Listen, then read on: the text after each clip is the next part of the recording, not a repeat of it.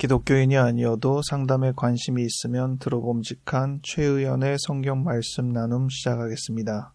오늘 2월 16일 주연후 제6주 주일을 위한 말씀으로 고린도전서 15장 12절부터 20절, 사도행전 26장 8절부터 12절 말씀을 가지고 어찌하여 부활이 없다 하느냐라는 제목으로 말씀을 나누겠습니다. 오늘은 신앙적인 접근보다는 상담적인 접근, 심리적인 접근에 대해서 훨씬 더 많은 이야기를 하게 될 것입니다. 우선 상담에서 실질적으로 해석이 어떻게 진행되는지에 대해서 이야기를 좀 해보려고 합니다. 전에도 해석에 대해서 말씀을 드린 바 있는데 마치 물 웅덩이 한 부분들을 어떻게 연결하느냐라는 개념으로 설명을 드렸습니다. 즉 해석은 표면적으로 드러나 있는 개별적인 여러 가지 상황들을 통합적으로, 종합적으로 이해하는 설명이라 할 수 있습니다. 그래서 개념적으로는 굉장히 결정적인 한방, 종합 결론, 이렇게 의미 부여가 되는 듯 하지만 실제로 상담에서 그런 정도까지 해석을 생각한다면 아마 해석은 거의 잘 이루어지지 않을 것입니다. 하지만 막상 해석은 그렇게 드물게 일어나지는 않고 자주 일어나는 것이 훨씬 더 상담적으로도 좋습니다. 현실적으로 상담 안에서의 해석은 그런 결론에 해당하기보다는 추론에 해당될 가능성이 높습니다. 정설이라기보다는 가설에 해당되는 것이죠. 그리고 종합적인 결론에 해당되기보다는 중간 정리라고 보는 것이 조금 더 타당하기도 합니다. 이야기의 파편적인 현상들을 종합하려면 그 이야기 사이사이에 있는 부분들을 엮어내는 연결이 필요한데 그 연결을 내담자에게 충분히 다 들을 수가 없거든요. 그래서 그 부분은 모종의 아이디어를 가지고 각색을 해야 됩니다. 그 각색을 위해서 동원되는 것이 심리 이론입니다. 그래서 심리 이론의 배경이 다르다 보면 같은 파편을 연결하는 해석도 다를 수밖에 없습니다. 그러면 생각하게 되죠. 어느 것이 옳으냐? 종합적인 결론처럼 생각한다면 어느 것은 맞고 어느 것은 틀리고 할 수 있을지 모르지만 실질적인 상담에서의 대부분의 해석은 추론이나 중간평가에 해당되기 때문에 맞고 틀리고가 중요하지 않고 어떤 방향을 지향하느냐가 훨씬 더 중요합니다. 그래서 해석도 일종의 결론이라기보다는 또 하나의 과정이라고 할 수도 있습니다. 장기나 바둑이나 중요한 수를 두잖아요. 그런 부분들이 해석이라고 볼 수 있는데 처음부터 이거는 승패를 가르는 중요한 핵심이 될 거야 라고만 생각해서 되는 건 아니죠. 하다 보니까 그 순간이 결과적으로 승패를 가르는 어떤 중요한 시점이었구나 알 수 있는 거잖아요. 해석도 그렇습니다. 그 해석을 전달한 다음에 내담자의 반응을 통해서, 영향을 통해서 그 해석이 어떤 정도의 파급을 보여주는지를 확인할 수가 있죠. 정신분석에서 제대로 된 해석이 이루어지면 내담자는 그 해석의 내용 때문에 다양한 연상이 생긴다고 말합니다.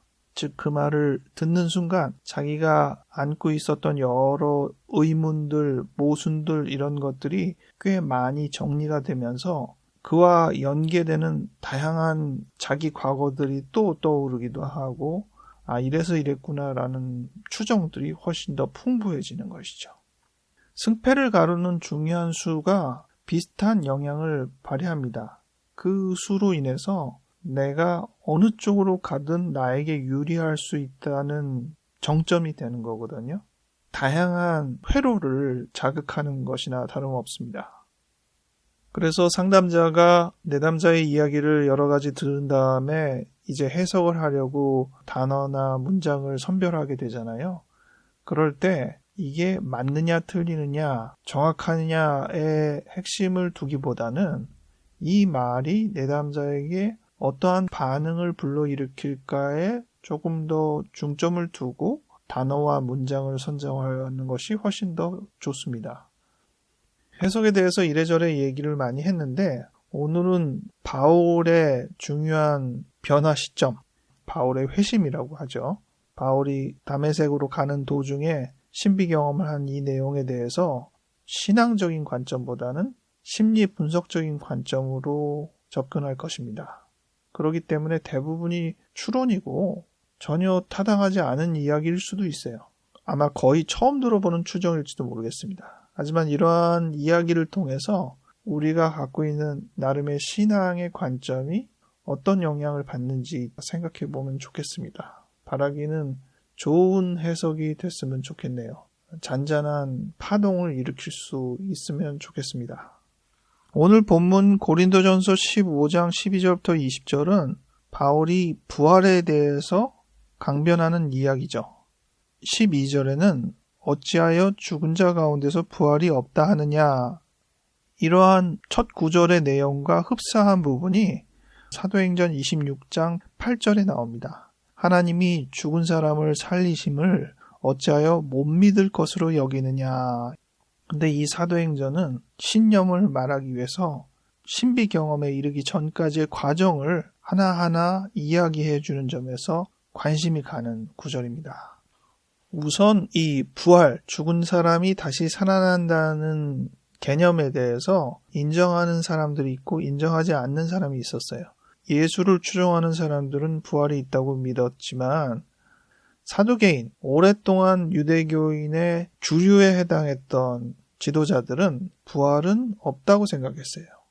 새로운 지도자 계열로 부각되는 바리새인들, 그들은 부활의 신앙을 가졌습니다. 우리도 그렇지만 사두개인과 바리새인은 많이 다툰다고 해도 어쨌든 유대교라는 큰 틀 안에서 한 배를 탄 사람처럼 취급을 한 거였는데 기독교인은 달랐죠. 그들은 민족을 어지럽히는 사람으로 취급되었던 것입니다. 그런 기독교인을 색출해내서 유대교 정통을 흐트러뜨리는 일을 막는데 솔선수범하는 사람으로 바울이 선두에 서 있었습니다.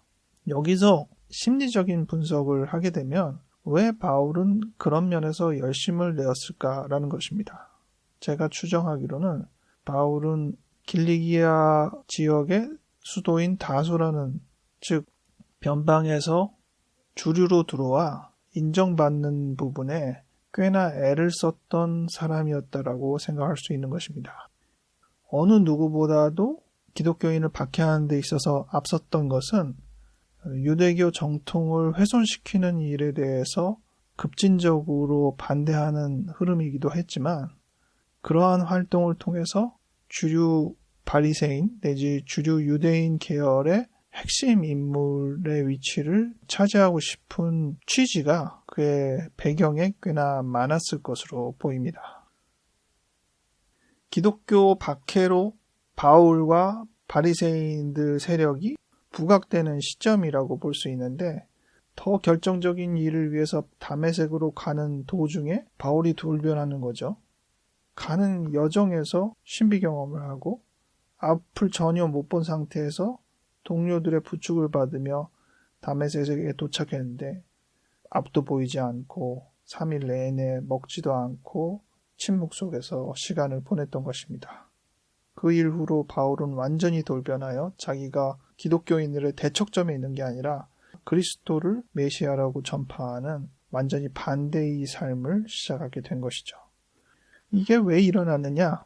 오늘 본문처럼 부활에 대한 확신 때문에 그렇다라고 최종적인 포장이 된 것인데 그렇게 해석을 하지 않으면 이게 무엇이냐는 것이죠. 오늘은 두 가지 해석을 드릴 겁니다. 첫 번째는 그가 그 신념을 가지고 동족 안에 있는 일행을 옥에 가두고 그들이 죽는 것을 찬성하는 와중에 그의 마음에 균열이 생겼다고 볼 수 있는 것입니다. 그는 분명 바리새인으로서 유대교의 신념을 가지고 그리스도인들은 잘못된 사람이라고 규정을 했을 것입니다. 그 신념이 그의 행위를 정당화하는 것이죠. 하지만 그 행위가 무엇입니까? 사람을 옥에 가두고 사람이 죽는 것을 찬성하는 일이잖아요. 기본적인 양심은 그러한 행위에 대해서 당연히 내킬 수가 없습니다. 그렇기 때문에 내 행위가 정당하다라는 신념을 더 부각해야 돼요. 이것이 어느 정도의 시간이 지나면 바울 같은 확실한 돌변까지는 아니더라도 내 행위를 정당화했구나, 오히려 내가 잘못된 결정을 했구나. 자기의 그 논리를 재해석하고 재정립하는 사람으로 돌아섭니다. 근데 그렇게 안 되는 사람, 계속 그 행위를 유지해야 하는 사람의 입장이 되면 이제 굉장히 그 건널 수 없는 강을 건너는 거예요. 자기 신념이 스스로에게 모순이 생겨도 그거를 인정하지 않고 거기에 그냥 따라가야 하는 것이죠. 그러면 그 사람은 그 신념의 노예가 됩니다. 분별력은 모두 다 해체되고 자기가 주장했던 그 신념의 논리에 자기를 종속시키는 사람이 되어버리는 것이죠. 바울은 그 정도의 시점에서 갈등을 쭉 불러일으키다가 다메섹 사건의 정점에서 자기의 갈등을 재정립한 것이라 할 수 있겠습니다. 두 번째 해석은 죽음에 대한 해석입니다. 이것이 더 바울이 부활에 대해서 생각하게 되는 중요한 계기라 할 수 있습니다. 바울은 바리새인이기 때문에 굳이 기독교인이 되지 않아도 유대교인으로서 부활이 있다고 믿으면 그만인 사람인 거예요. 하지만 몇 가지 이유로 부활에 대한 확실성을 갖지는 못했던 것으로 보입니다. 예수를 만난 신비 체험을 통해서 예수는 다시 살아나셨다는 것을 더 확신하게 되고 그와 함께 모든 사람이 다시 살아날 수 있다는 부활의 확신을 더욱더 확실하게 한 것으로 보입니다. 그런데 심리적으로는 이런 신비 체험을 인정하지는 않기 때문에 예수의 음성을 들었다든지 예수가 부활했다는 것을 직접 체험했다는 이런 부분들은 다 환상의 영역으로 해석할 수밖에 없습니다. 그 이후에 3일 동안에 앞을 보지 못하고 식음을 전폐한 상황도 어떤 특정한 질환이 있었을 가능성을 염두에 두게 됩니다. 가령 발진 티푸스나 이런 병으로 인해서 고열이 나고 앞을 보지 못하게 되는 그런 현상이 동반되었을 가능성을 배제할 수 없습니다. 여기서 두 번째 해석의 배경이 나오는 것인데요. 바울은 다메섹으로 도착한 그 시점에 죽음의 공포를 직면했다는 사실입니다. 그것이 최종적으로 신비체험으로 포장되는 상황이지만 그 당시 안에서는 이러다가 내가 죽겠구나라는 생각에 조금 더 직면할 수 있었던 시점이라고 봐야겠습니다. 죽음을 앞둔 사람은 자기 하는 행위를 다시 돌아보게 되죠. 자기의 삶이 주마등처럼 스쳐가게 될 것이고 과연 내가 무엇을 하고 있나, 정통 바리새인의 주류에 끼고자 애를 쓰는 이 행위가 과연 무슨 의미가 있나 생각을 하게 되었을 것이라고 봅니다. 그리고 죽음을 앞둔 많은 사람들이 신앙이 없어도 종교에 의지하고 한 번만 살려주신다면 제가 모든 것을 다 걸겠습니다 라고 없는 약속도 하는 것처럼 바울의 입장에서도 이 상황을 벗어나면 나는 완전히 새로운 사람이 되겠습니다 라는 그런 심정을 가졌을 법한 시기가 이 3일의 과정이라고 생각이 됩니다. 즉 그에게 부활의 고백은 부활한 예수를 만나서이기도 하지만 실질적인 죽음의 상태를 직면해서 경험하고 또 그 시기를 벗어나 덤으로 얹어진 새로운 삶을 시작한 것이 부활을 막연하게 생각하는 관점에서 보다 실질적으로 부활을 직면한, 체험한 사람으로 돌아섰을 것이라 생각합니다.